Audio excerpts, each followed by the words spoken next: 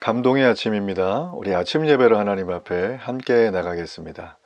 오늘은 빌립보서 1장 12절에서 21절까지의 말씀을 우리 화면을 보면서 함께 읽으시고 우리 하나님 말씀을 이 아침에 함께 나누겠습니다.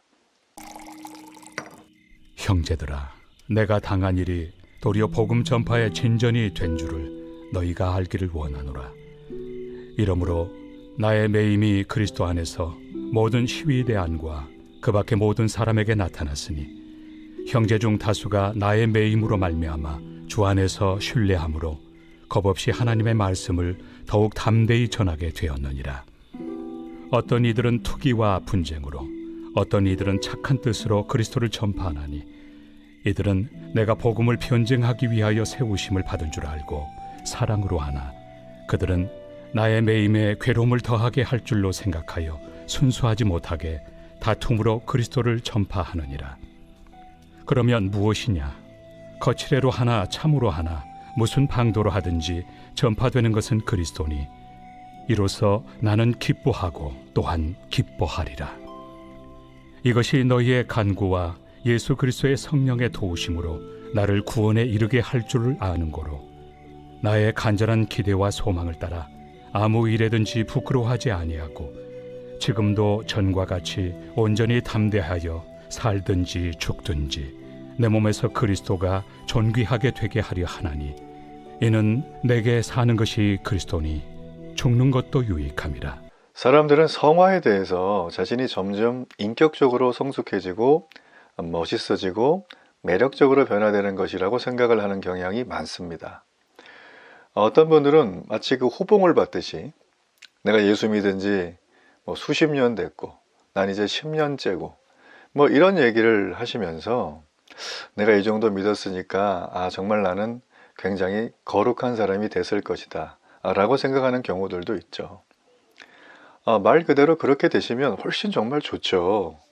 세월이 흘러가며 그분의 언어나 행동을 통해서 하나님의 기쁨과 또 하나님이 원래 말씀하셨던 성도의 최고의 덕목인 이 사랑이 강물처럼 흘러나온다면 더 말할 나위가 없겠죠. 자, 그런데 우리가 여기서 하나 주의해야 될 부분이 무엇이냐면 성화는 내 노력과 의지와 결단으로 내 진심으로 절대 이루어지지 않는다는 것입니다. 제가 너무 이렇게 뭔가 초를 치는 얘기를 좀 하고 있는데 저도 열심히 성화를 해보려고 저의 그 진심과 열정을 다해서 살아본 그런 경험이 있습니다. 근데 그럴 때마다 번번이 넘어지는 걸 제가 보면서 이 성화라는 주제는 내 힘으로 되는 게 아니구나. 그래서 우리가 종교개혁자들의 스토리를 보면 그들이 하나님을 만나고 소위 말하면 영적으로 거듭나는 회심의 시간을 경험하게 됐을 때는 모두가 다 구원은 오직 믿음으로 말미암아 받는다 라고 하는 이 부분에 대한 영적이고 또 성경적이고 삶적인 깊은 깨달음이 있었다는 것을 우리가 알 수가 있습니다. 자, 제가 이렇게 처음부터 성화에 대한 얘기를 길게 하는 이유는 내 힘으로 안 되니까 내게 아닌가 봐 이게 아니라 여러분 성화에 대한 복음을 가지고 분명한 기준을 새롭게 정리할 필요가 있는 거예요. 여러분 성화는 진짜 성화를 경험하고 있는 사람들, 거룩해지는 삶을 예수님을 닮아가는 삶이죠. 그 삶을 살아가시는 분들에게 성화가 뭐냐고 한번 물어봐 보세요. 언젠가 교회가 되면. 그럼 그분들은 내가 잘해서 하고 있다 이런 뉘앙스는 얘기하지 않습니다. 간혹 그런 분들이 있으면 잘 돌봐드려야 돼요. 여러분 성경에서 말하고 있는 특별히 바울이 서신서 전체에서 오늘 빌립보서에 나와 있는 이 빌립보 교회를 향한 성도들을 향한 거룩해지는 삶, 이 성화에 대한 얘기를 할 때 그는 오히려 이렇게 얘기를 해요. 당신의 삶의 현장 속에서 매일매일 점점 내 육체와 세상의 기준과 나의 본성과 이기적 욕망이 죽어지는 것이라고 말을 합니다. 진짜 성화를 경험하는 날마다의 사람들은 겸손합니다. 이 겸양의 탈을 쓰는 게 아니라 진짜 겸손해요. 그게 무슨 내가 이렇게 뭐죠? 겸손의 어떤 코스프레를 한다? 여러분 그것도 하루 이틀이지 평생 사는 건 불가능하거든요. 진짜 겸손하다는 건 뭐냐면 압도적인 초월적인 어떤 대상, 어떤 힘, 어떤 분의 끝없는 그 사랑을 받으면 사람은 겸손해져요. 우리가 잘 아는 것처럼 그 주인을 구한 불길 속에서 주인이 소리치고 있을 때 아무도 못 들어갔지만 그 평생 자기를 돌봐준 그 주인을 향해서 그 개가, 그죠? 몸에 물을 뒤집어 쓰고 참 지혜롭죠? 그러고 주인을 이렇게 데려와서 살렸던 그런 여러분 에피소드는 우리가 종종 듣지 않습니까? 그러니까 겸손이라는 주제, 이거는 내가 겸양을 떤다고 되는 게 아니라 내 성품을 개발한다고 절대 되는 게 아닙니다. 세상에서 자기 개발하는 분들은 항상 이걸 개발하라고 하지만 개발하면 할수록 겸손이 아니라 훨씬 더 내 의로움이 높아질 수밖에 없어요. 자, 여러분 그래서 지금 말씀드리는 성화는 얘가 얘기가 좀 길었지만 나랑 관계없는 게 아니라 여러분은 예수님을 믿고 그분과의 관계가 십자가 안에서 복음으로 시작이 되었다면 원튼 원치 않든 우리는 거룩한 삶을 향해 걸어가는 겁니다. 거룩한 삶의 핵심은 예수님을 닮아가는 거예요. 예수님이 하셨던 삶, 그분이 영혼을 바라볼 때 쟤는 잘해 못해 기능적이고 기계적으로 바라보던 게 아니라 긍휼한 마음을 가지고 하나님 아버지의 마음으로 저 한 마리의 양이 절벽으로 가는 것을 참아보지 못하시고 그 양을 살리기 위해 십자가를 지신 것처럼 우리가 그런 삶을 살아가는 것이 바로 성화의 핵심이라는 것입니다. 자, 정리하면 하나님을 제대로 만난 사람이 성화를 가는 거예요. 성화를 하다가 하나님을 만나진 않아요. 그런 건 없습니다. 그러니까 순서를 정확하게 해야 돼요. 늘 회개한 다음에 예수 믿어야 된다라고 하지만 문자적으로는 그러나 예수님을 만나야 내가 죄인이라는 게 깨달아져서 회개가 되는 거예요. 그러므로 우리의 구원과 우리의 천국행은 100% 하나님이 만나주시고 선택하는 사건이다 라는 것입니다. 여러분 그 부분을 복음이라고 이해하셔야 돼요. 그러므로 이 복음은 아무에게도 제약을 두지 않아요. 그 누구에게도 복음은 다 꺼리낄 수도 있지만 나를 건지는 값을 매길 수 없는 은혜와 감격의 내용이 바로 복음이라는 것입니다. 자, 바울은 성화에 대해서 이제 그런 얘기를 계속 서신마다 조금씩 이제 칼날은 다르지만 맥락은 같이 하고 있어요. 자, 오늘 우리가 읽었던 이 말씀 속에는 바로 바울의 그런 마음이 담겨져 있다라는 거죠. 바울은 어떤 사람인가? 감옥에 가두어도 갇히지 않는 사람, 쇠사슬로 묶어둬도 묶이지 않는 사람, 상상을 초월하는 절대복음으로 어떤 상황도 형편에도 복음이 전해지는 것을 보고 내가 지금 죄수로 있어도 기뻐하고 또한 더 기뻐하던 사람이 바로 복음전도자 바울이었어요. 우리는 오늘 여기서 이 복음전도자 바울의 이런 엄청난 확신, 감옥에 있는 상태임에도 불구하고 기뻐하는 이 모습, 자, 우리는 이게 어떻게 이런 흐름이 왔는지 오늘 복음을 대하는 바울의 삶의 전향적인 태도, 그런 부분들을 한번 여러분과 함께 좀 살펴보기를 원합니다. 자, 먼저 우리가 12절부터 14절까지의 말씀에는 정말 이 바울의 안타까운 모습이 등장합니다. 자, 이 빌립보서는 사도행전 16장과 이렇게 콜라보가 돼 있어요. 이 사도행전에 보면 바울은 이 빌립보 감옥에서 갇혀서 아주 심한 고초를 당합니다. 삶의 의지가 사라질 정도로 굉장히 힘든 시간을 겪게 되죠. 이유는 하나예요. 예수 그리스도의 부활을 전한다는 이유 때문에, 복음을 전한다는 이유 때문에 그가 복음에 갇힌 거예요. 자, 그럼에도 불구하고 바울은 자신이 당하고 있는 이 일 때문에 오히려 복음의 진보가 되고 있다는 것을 이걸 알려주면서 굉장히 기뻐합니다. 그는 감옥에 갇히고 사슬에 매여 있으면서도 이 로마 사람들과 고위 관료들, 이들에게 자기가 복음을 얘기해 줄 수 있고 복음을 전할 수 있고 이 삶 자체가 너무나 기쁘다라고 말을 하고 있어요. 자, 지금 이 사람은 죄수입니다. 투옥된 상태인데 놀랍죠? 자기를 관리 감독하고 있는 그런 고위 관료들에게, 그 병사들에게 복음을 전한다. 참 이건 상식적이지가 않아요. 요즘처럼 뭐 죄수의 인권이 뭐 사실은 뭐 무제한 시민의 인권보다 훨씬 더 높아지고 있는 이해할 수 없는 아이러니한 세상 속에 당시의 죄수들은 인권이라는 게 있었겠어요? 뭐 무차별적인 고문과 폭력과 뭐 심지어는 실족사로 처리해도 큰 문제가 없을 그런 시대였는데 바울은 지금 이거 복음을 그들에게 전하고 있다는 거예요. 13절에 보면 12대란 말이 나오죠. 이거는 뭐 데모하는 그게 아니라 당시에 로마의 식민 지배였기 때문에 이 지방 총독들이 살고 있는 거처예요. 뭐 로마의 군영이라고 할 수도 있고요. 자, 그리고 그 밖에 모든 사람이라는 게 나옵니다. 이거는 이제 그 시위대 말고 빌립보에 살고 있었던 모든 사람을 말해요. 자, 바울의 재판 소식이 들린다는 걸 그들이 아주 뉴스 속보로 들었겠죠. 근데 이게 그냥 뭐 지나가는 것처럼 그들은 들은 게 아니라 지대한 관심을 끌었어요.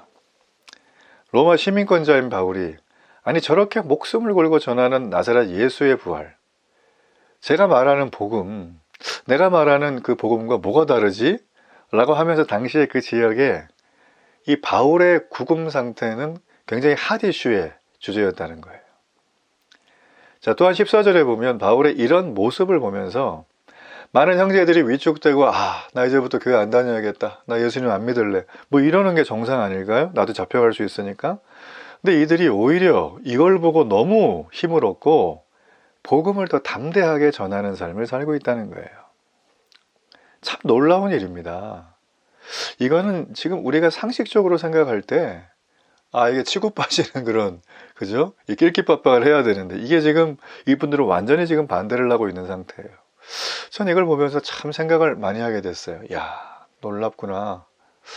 어떻게 이 복음은 절대복음이라는 이름으로 쓸까? 상황과 상상을 초월하는 이 절대복음, 도대체 이게 어떤 것일까에 대한 생각을 제가 깊이 하게 되고요. 제가 이 복음 안에 있다는 것이 세상 그 어떤 것을 얻어내고 어떤 성취를 하는 것보다 제게는 절대 바꿀 수 없는 가장 귀한 것임을 다시 한번 깨닫게 됐습니다. 여러분, 하나님은 우리가 어려움을 겪을 때 좌절하기보다 오히려 그 기회를 복음 전하는 데 쓰기를 원하세요. 그래서 우리는 어려움에 처했을지라도 막연한 두려움에 휩싸이지 말아야 됩니다. 우리의 걱정의 90%는 일어나지도 않을 거라 그래요. 그러니까 여러분, 우리는 괜히 불안할 필요가 없어요. 오히려 이 위기 속에서도 하나님이 역사하실 것이다. 이런 믿음의 확신을 가져야 되죠. 자, 오늘 바울은 지도자였습니다. 복음을 전해줬고 교회를 세운 사람이죠.